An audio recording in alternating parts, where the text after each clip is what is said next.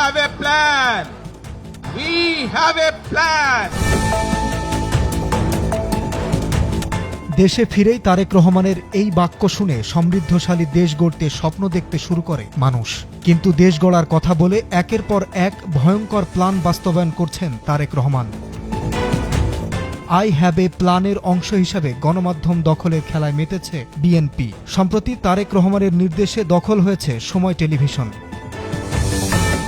রাজনৈতিক হস্তক্ষেপে চর দখলের মতো দখল হয়েছে সময় টিভি। আর এই দখলে সামনের সারি থেকে নেতৃত্ব দিচ্ছেন লন্ডন প্রবাসী তারেক রহমানের রাজনৈতিক সহযাত্রী জুবায়ের বাবু, যিনি ২৫ ডিসেম্বর তারেক রহমানের সঙ্গে একই ফ্লাইটে দেশে এসেছেন। দেশে এসেই ঢাকা মহানগর দক্ষিণের নেতা ইশরাক হোসেনের সহায়তায় সরাসরি দখলে নিয়েছেন সময় টিভি।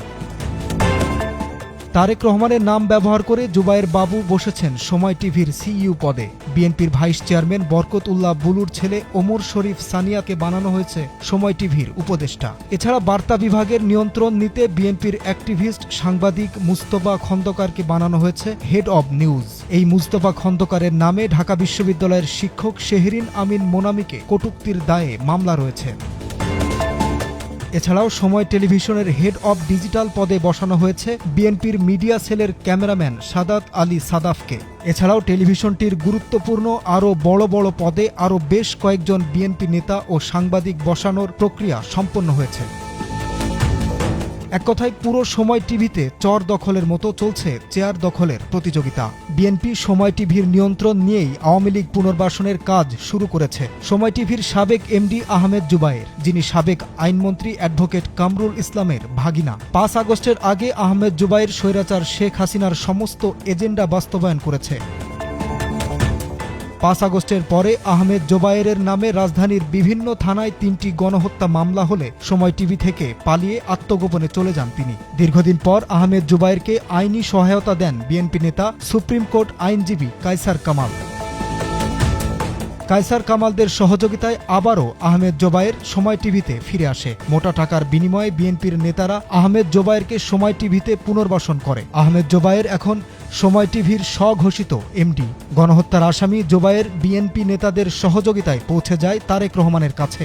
১০ জানুয়ারি সাংবাদিকদের সঙ্গে তারেক রহমানের মতবিনিময় অনুষ্ঠানে সময় টিভি দখল করা বিএনপি নেতারা আহমেদ জোবায়েরকে তারেক রহমানের সঙ্গে বৈঠক করার ব্যবস্থা করে দেয়। সেই ভিডিও সামাজিক যোগাযোগ মাধ্যমে ব্যাপক সমালোচনার ঝড় তুলেছে।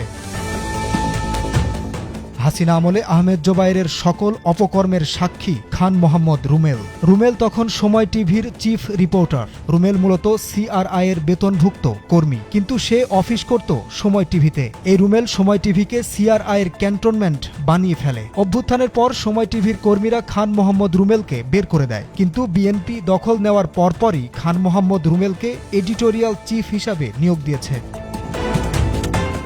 রুমেলের সহযোগী বুলবুল রেজা, যিনি ডিভির কুখ্যাত অফিসার হারুনের ক্যাশিয়ার হিসেবে পরিচিত। নিরীহ নিরপরাধ মানুষকে গুম, খুন ও এজেন্ডা ভিত্তিক জঙ্গি বানিয়ে হারুনের সহায়তায় টেলিভিশনে প্রচার করত সময় টিভির সিনিয়র রিপোর্টার বুলবুল রেজা। ৫ আগস্টের পর হারুনের সঙ্গে বুলবুল রেজাও পালিয়ে যান। সেই বুলবুল রেজাকে এখন সময় টিভির বিশেষ প্রতিবেদক বানানো হয়েছে।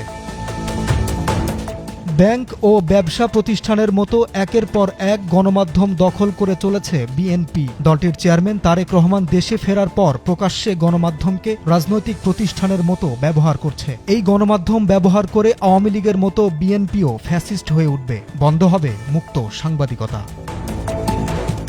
একদিকে দখল, অন্যদিকে আওয়ামী লীগ পুনর্বাসন করে আবারও হাসিনাকে শক্তিশালী করতে কাজ শুরু করে দিয়েছে। অভ্যুত্থান পরবর্তী বাংলাদেশেও আওয়ামী লীগের সাংবাদিক নামক গুন্ডাদের বিভিন্ন স্বার্থের বিনিময়ে গণমাধ্যমে পুনর্বাসন করছে বিএনপি।